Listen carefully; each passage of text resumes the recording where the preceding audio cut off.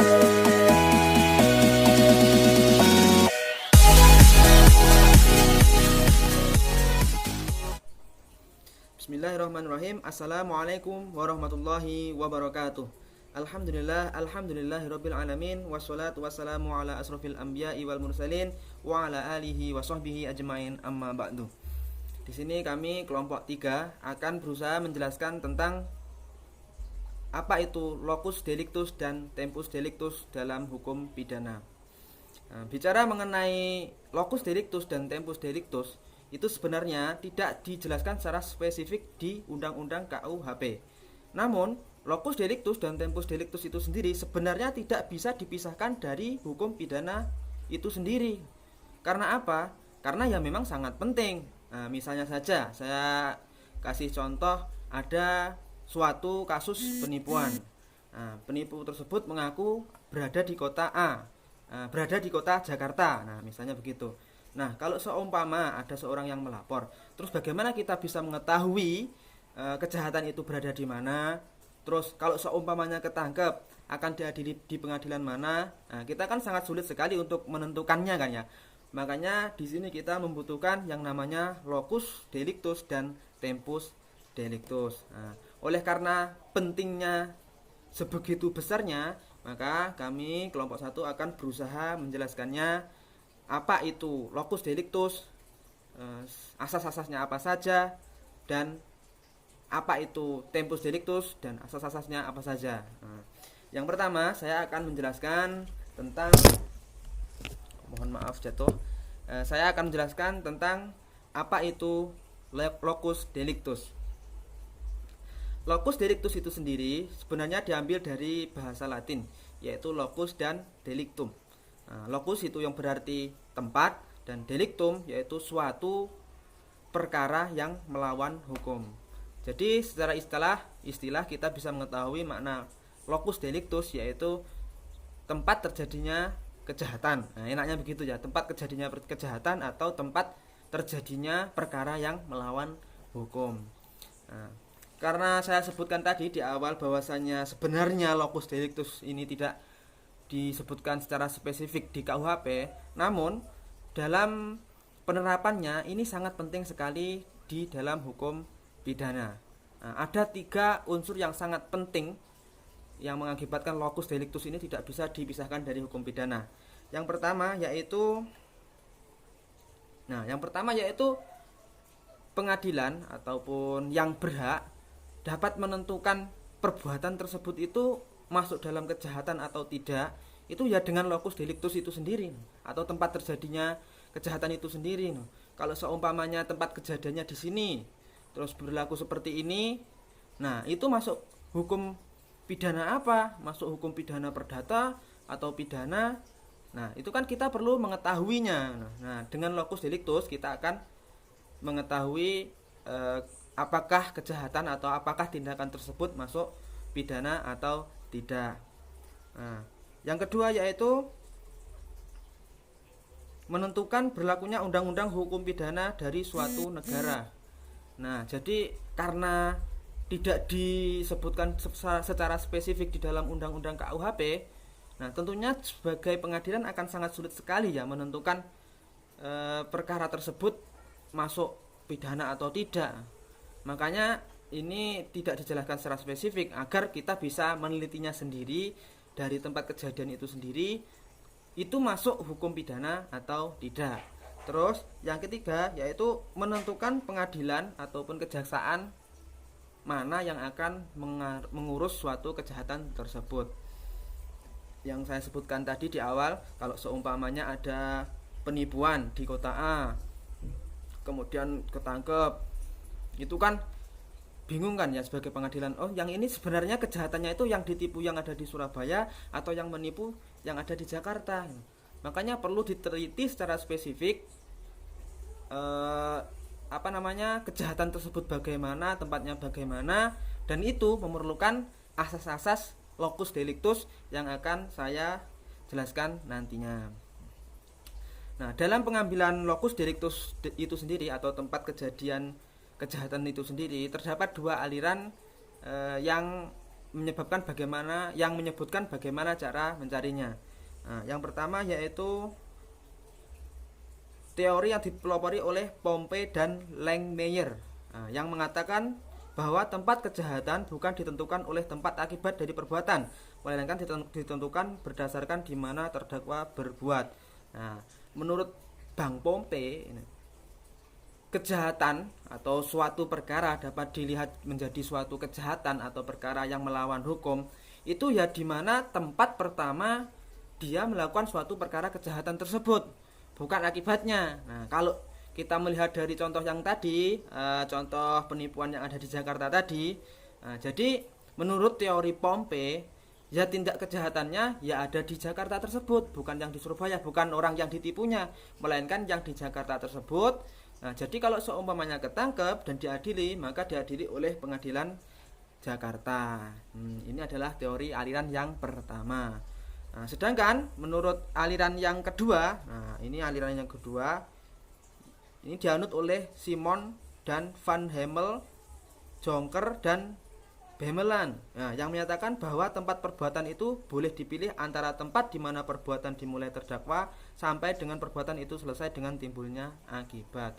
Nah, jadi kalau yang teori pertama tadi itu menyebutkan di mana tempat bermulanya atau tempat awalnya kejahatan tersebut dimulai, berbeda dengan aliran yang kedua, yaitu boleh dipilih gitu loh. Untuk memudahkan, kemungkinan ini teori ini muncul untuk memudahkan pengadilan mengurus perkara tersebut.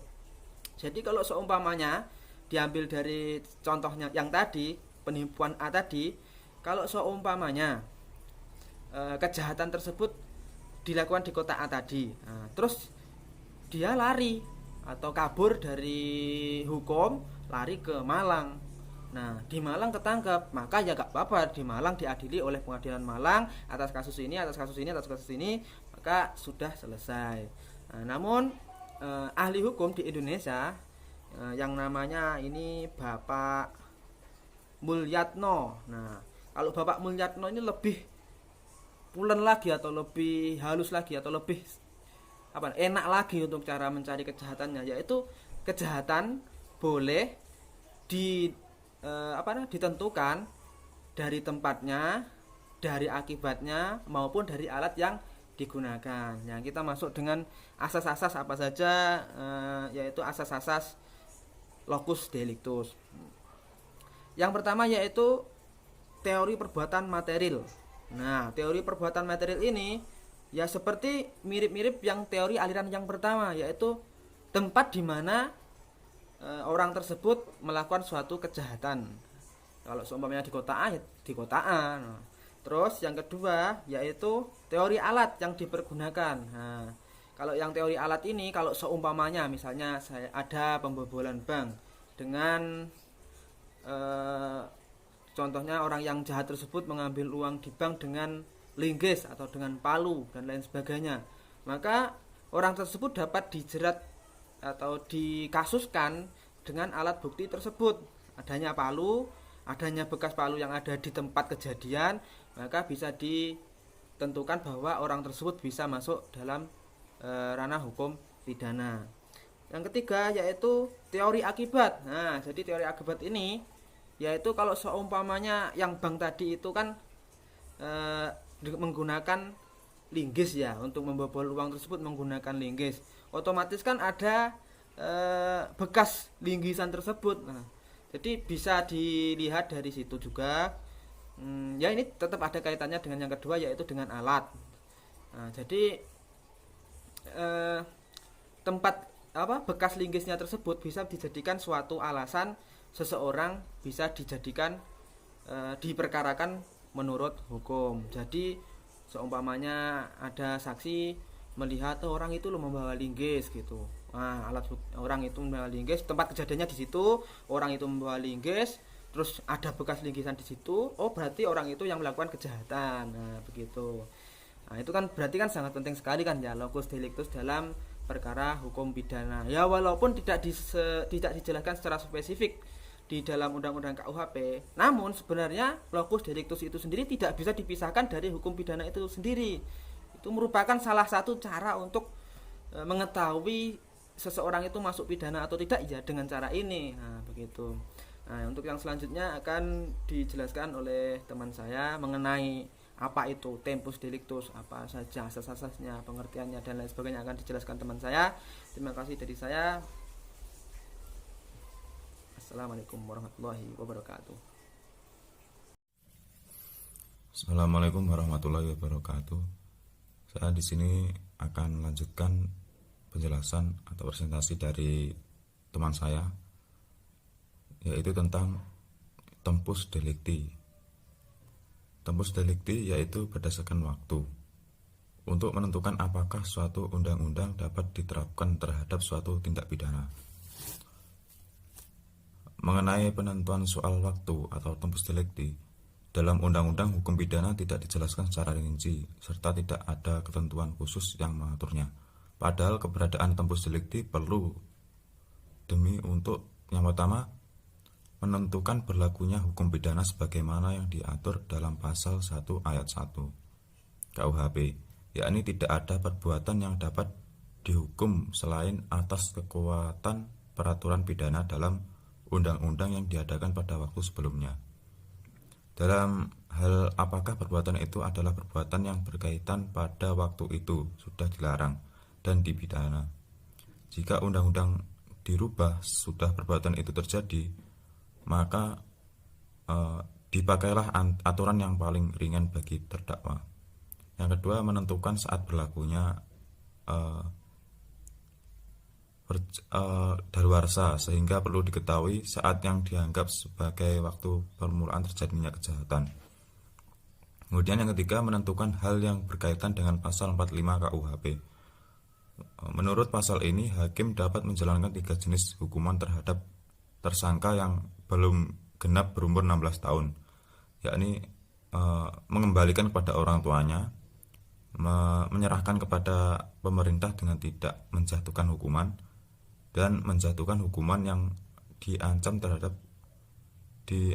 terhadap kejahatan yang dilakukan oleh terdakwa. Berlakunya hukum pidana menurut hukum tempus pasal 1 ayat 1 dan 2 KUHP. Yang pertama, di dalam pasal 1 ayat 1 KUHP terdapat 3 asas, antara lain asas legalitas, asas larangan berlaku surut, larangan berlaku surut. Yang ketiga, asas larangan penggunaan analogi. Yang pertama, asas logika. Tiada hukum tanpa suatu peraturan yang terlebih dahulu menyebut perbuatan yang bersangkutan sebagai suatu delik yang memuat suatu hukuman yang dijatuhkan atau delik itu. Yang asas larangan berlaku surut, larangan memberikan undang-undang yang baru lahir terhadap suatu tindakan pidana yang sebelumnya belum diatur dalam undang-undang. Jadi sifat undang-undang pidana adalah berjalan ke depan dan tidak ke belakang. Asas larangan penggunaan analogi. Analogi terjadi apabila suatu peraturan hukum menyebut dengan tegas suatu kejadian yang diatur, tetapi peraturan itu dipergunakan juga bagi kejadian lain yang terang tidak disebut dalam peraturan itu, tetapi banyak terjadi dengan kejadian-kejadian lainnya. Kemudian tempus delicti penting diketahui dalam hal yang pertama kaitannya dengan pasal 1 KUHP, yang kedua kaitannya dengan aturan tentang daluarsa. Daluarsa diatur dalam pasal 79 KUHP, yakni mulai berlaku pada hari sesudah perbuatan dilakukan. Teori-teori tempus delicti yang dikemukakan oleh Sato Hit yang pertama yaitu teori perbuatan fisik. Ialah teori yang menjelaskan kapan untuk delik dilakukan oleh tersangka. Yang kedua, teori bekerjanya alat yang digunakan,